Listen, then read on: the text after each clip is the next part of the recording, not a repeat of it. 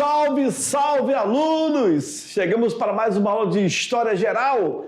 Já estamos avançando. Daqui uns dias vamos começar aí as avaliações, sabia?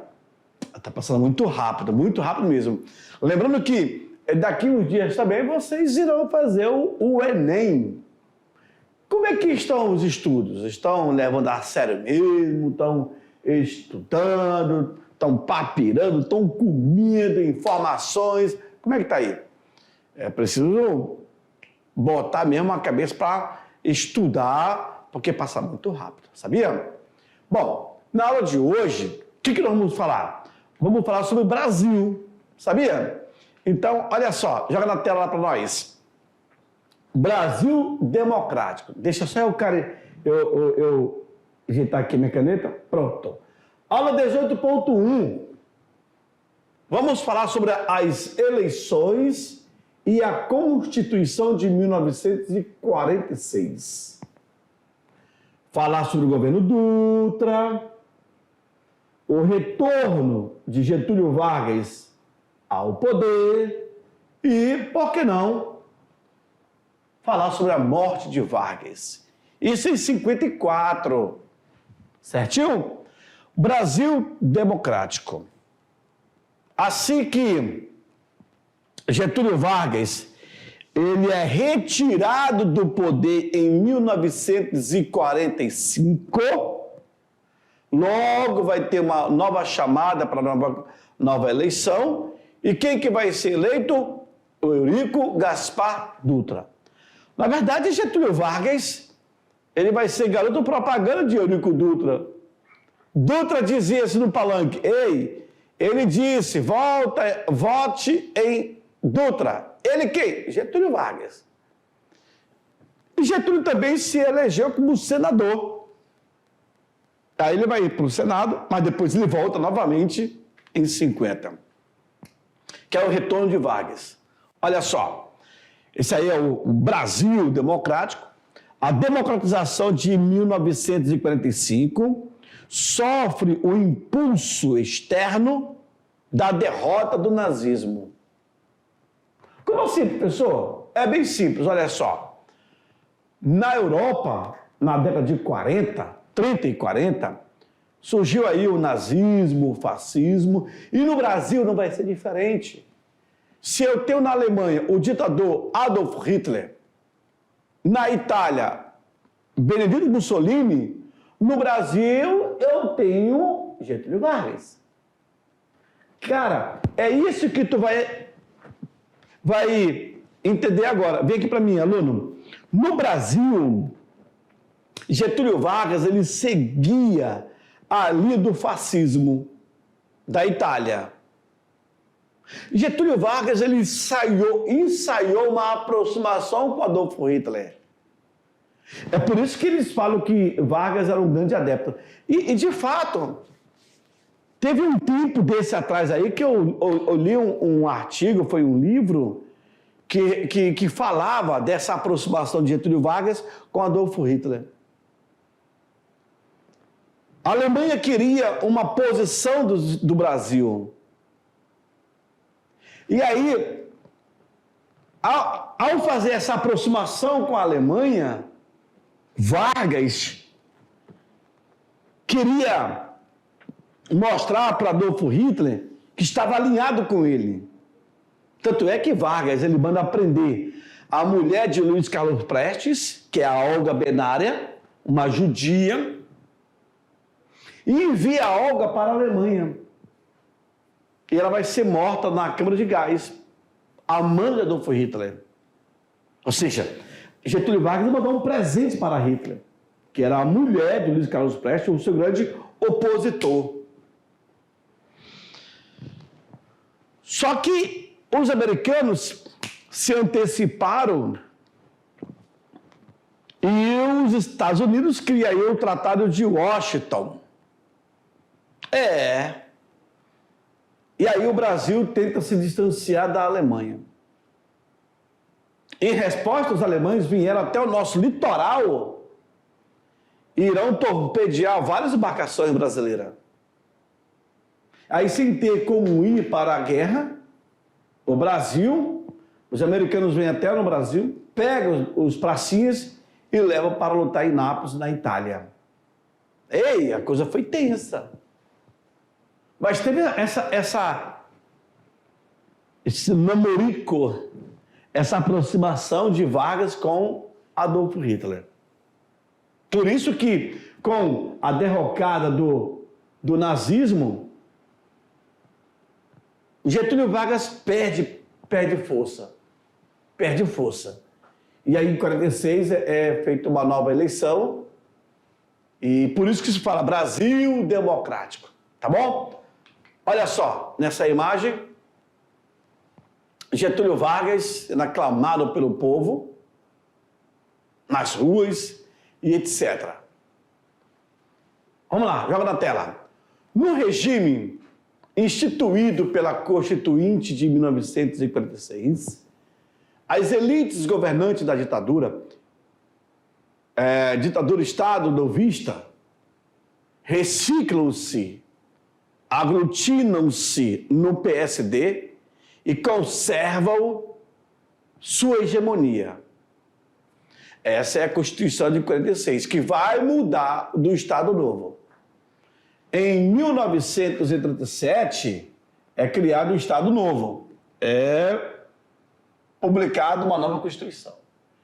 Quando acaba o Estado Novo em 1945, em 46, é redigida uma nova Constituição. Perdão, 46 aqui, ó. Já modificando, inclusive a Constituição de 37, ela é baseada na Constituição da Polônia. Olha aí. Foi promulgada no dia 18 de setembro de 46, a quinta Constituição que vigorou até 67. Me coloca aqui nesse quadro. Olha só, aqui tem uma palavra que você deve saber. A Constituição de 46, ela foi promulgada. O que é isso? No Brasil, existiram algumas constituições que foram outorgadas e outras que foram promulgadas. Qual é a diferença? A outorgada, ela é imposta. A promulgada, ela é discutida com a sociedade. Essa é a diferença. Olha, a Constituição de 1824, que é do Império, ela foi outorgada. A Constituição de 37 de Getúlio Vargas, ela foi outorgada. E a Constituição de 67, ela foi outorgada. Então, o Brasil teve 3 Constituições outorgadas. O restante, 4, foram promulgadas. O Brasil teve, no total, 7 Constituições. Uma do Império e 6 da República. Essa que vocês estão vendo, a de 46, ela foi promulgada. Tá certo? Segue no quadro. Vamos lá. A Constituição de 46 era uma Constituição liberal, que se afastava do perfil autoritário da Constituição de 37, que é de Getúlio Vargas.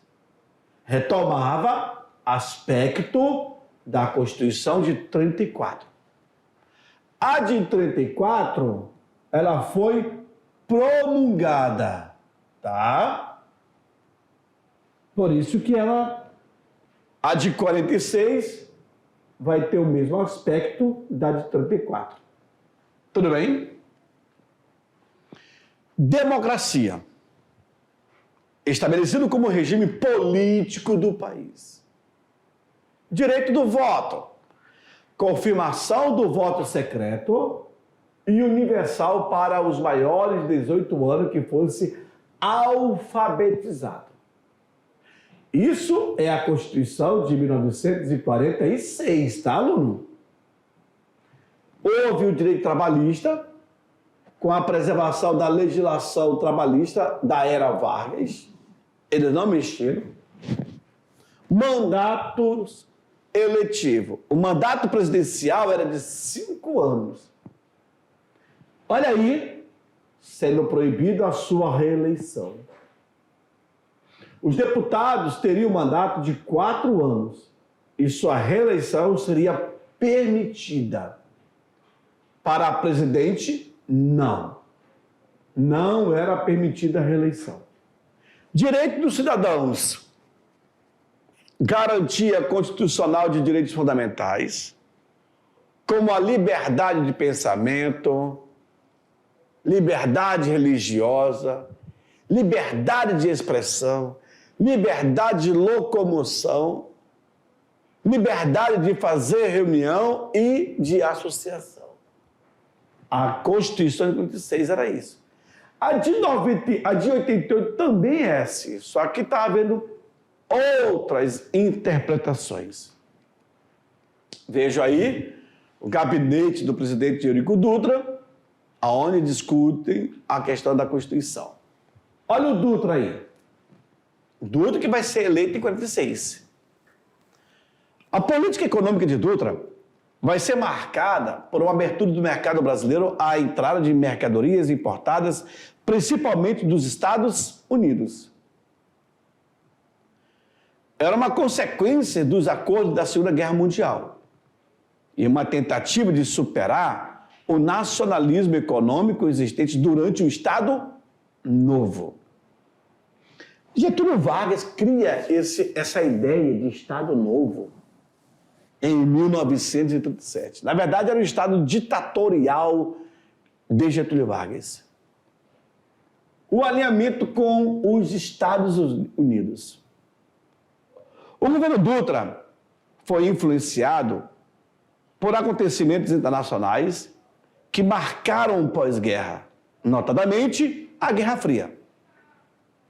Nesse contexto, o governo brasileiro optou por um alinhamento com o bloco liderado pelos Estados Unidos, em 47.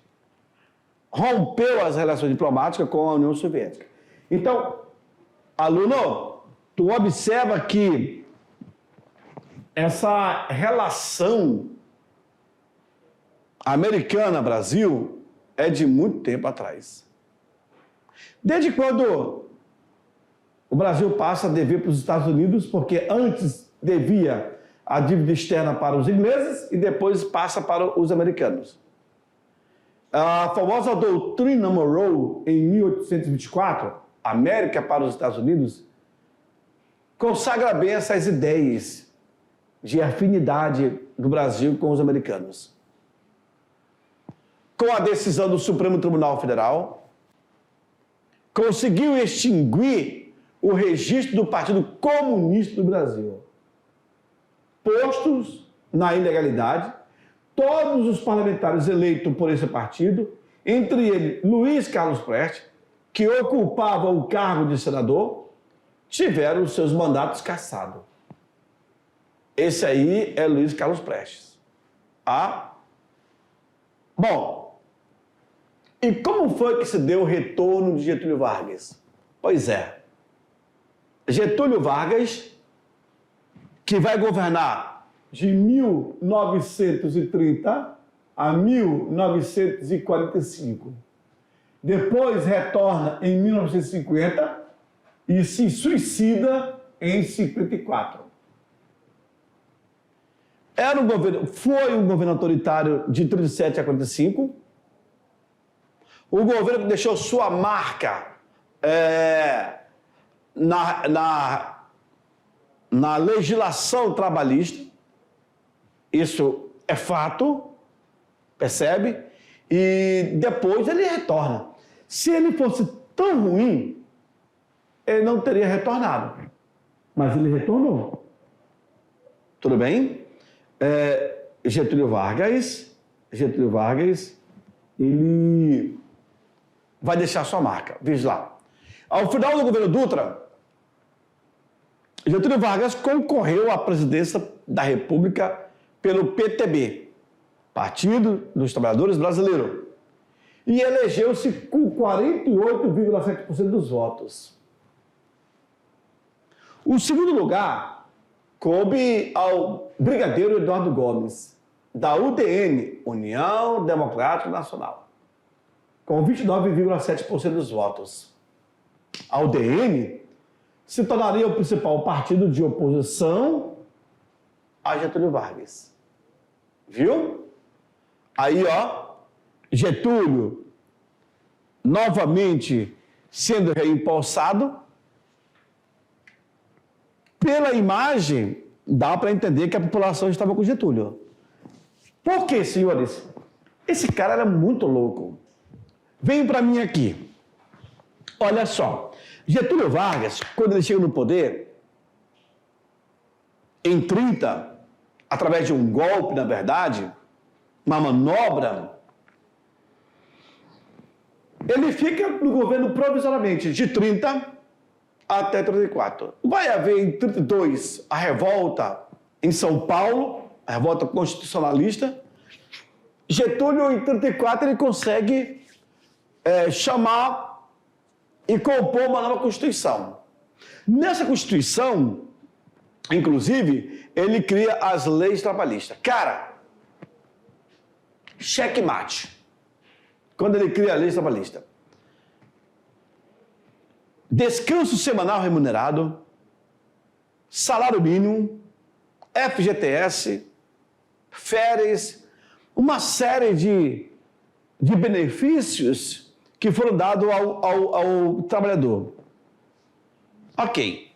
Quando o Dutra chega no poder em 46 e vai até 50, na verdade, Dutra ele só passa pelo poder, não faz quase nada.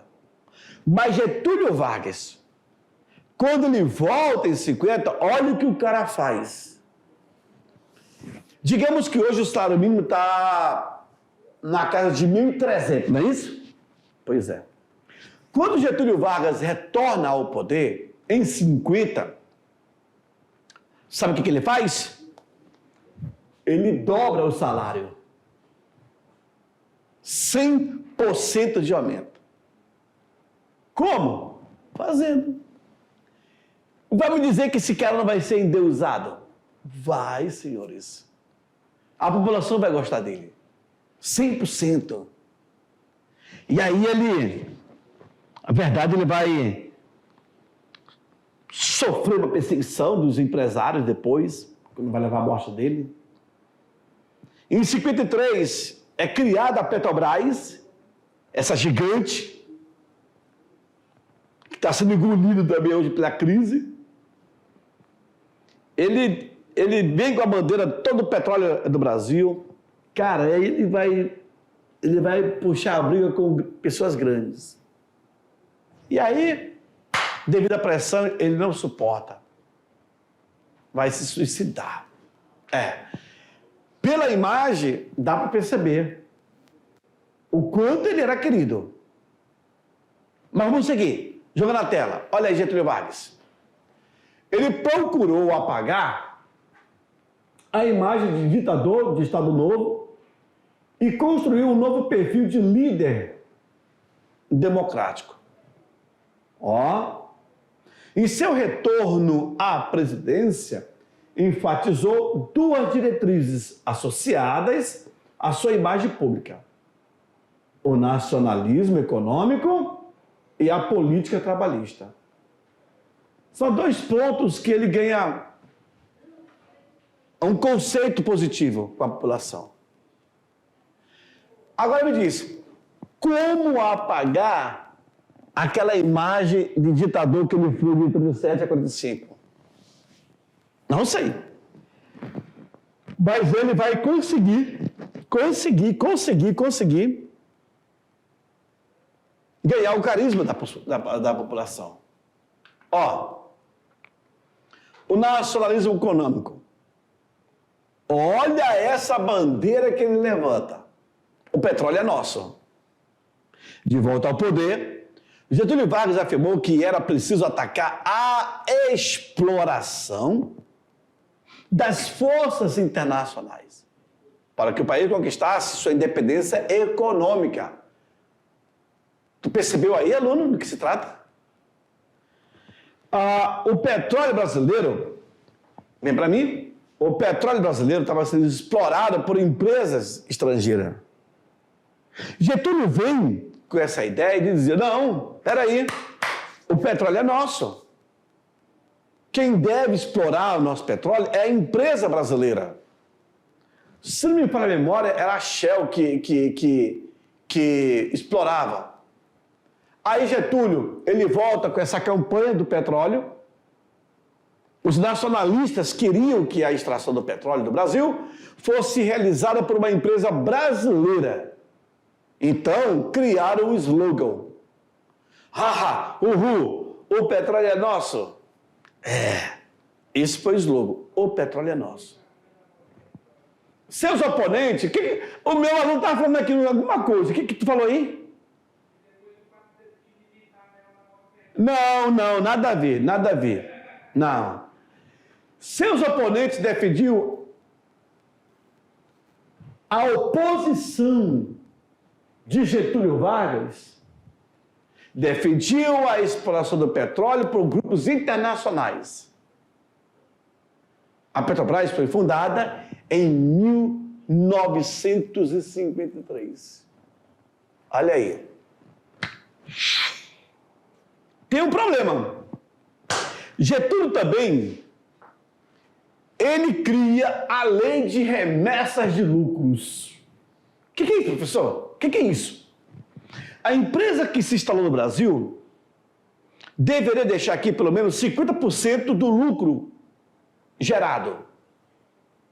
Ou seja, faturou aí 1 bilhão, a metade fica no Brasil e a outra metade você faz o que você quiser. Ah, garoto! Getúlio vai ser uma pedra no sapato das multinacionais.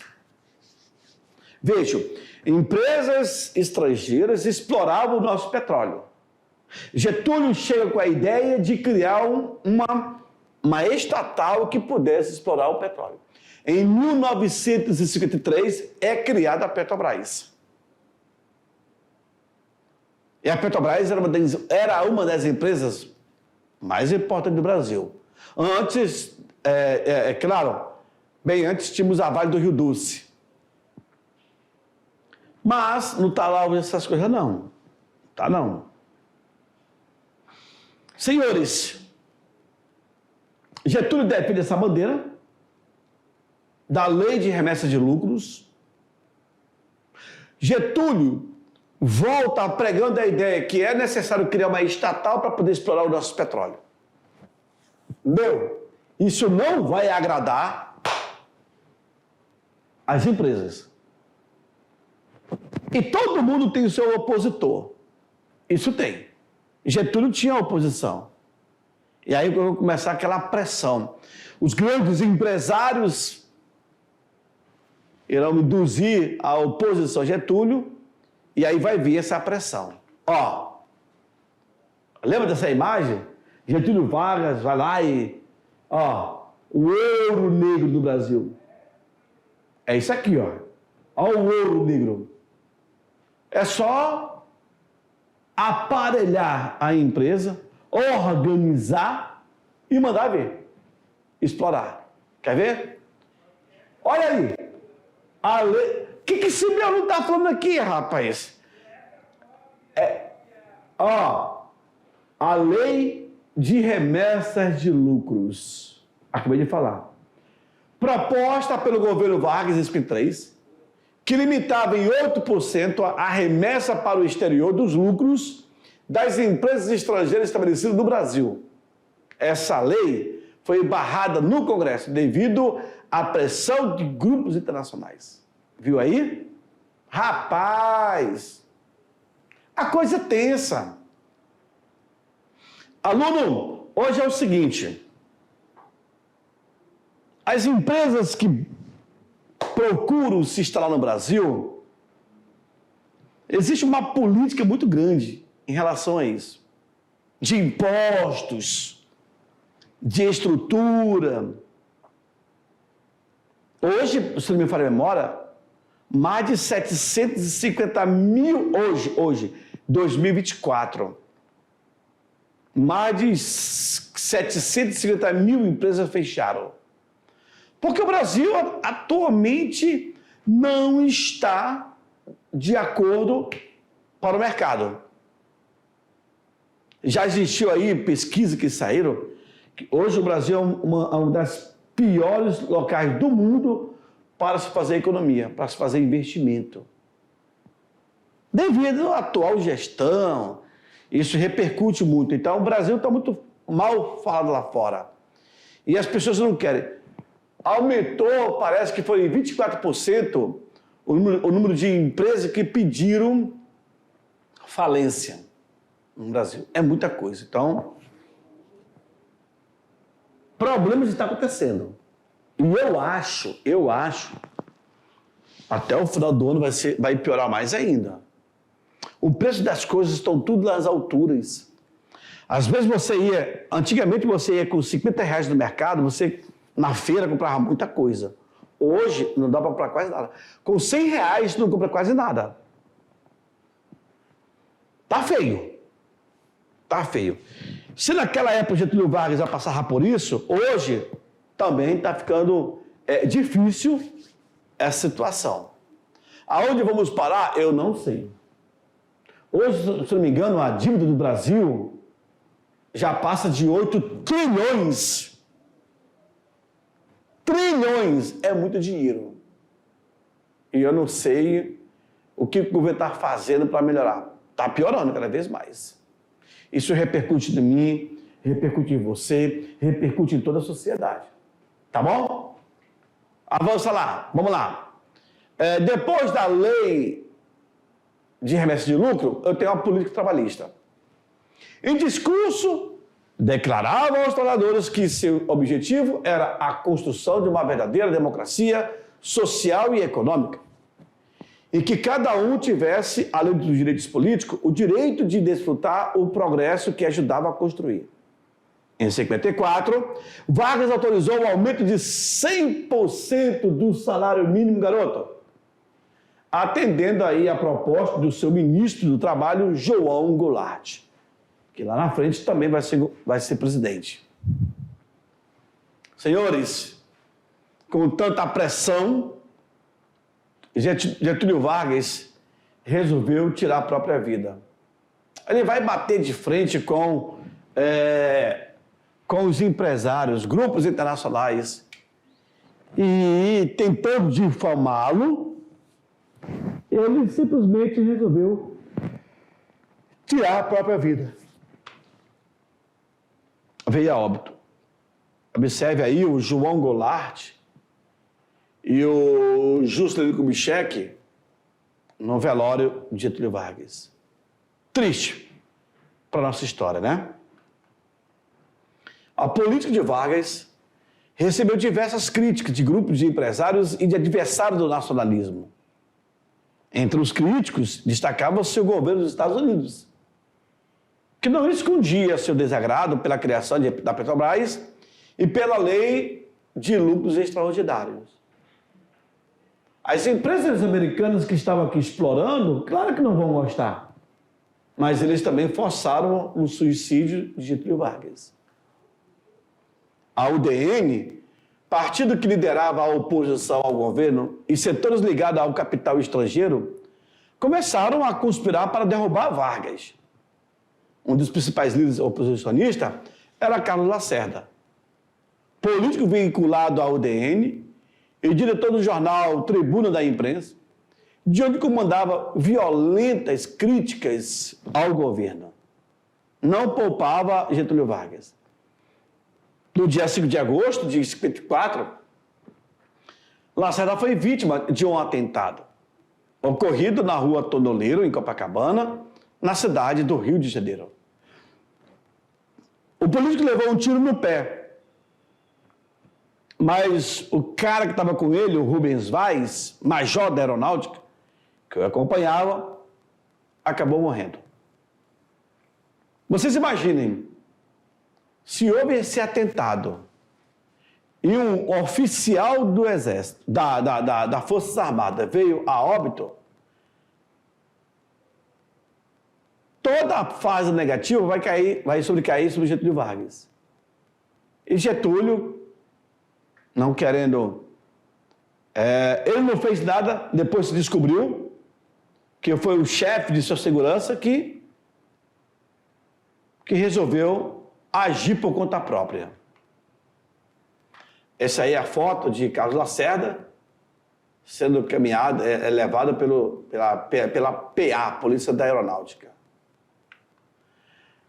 As notícias sobre o crime da rua Toneleiro tiveram grande repercussão na imprensa. A oposição multiplicou os ataques ao governo federal.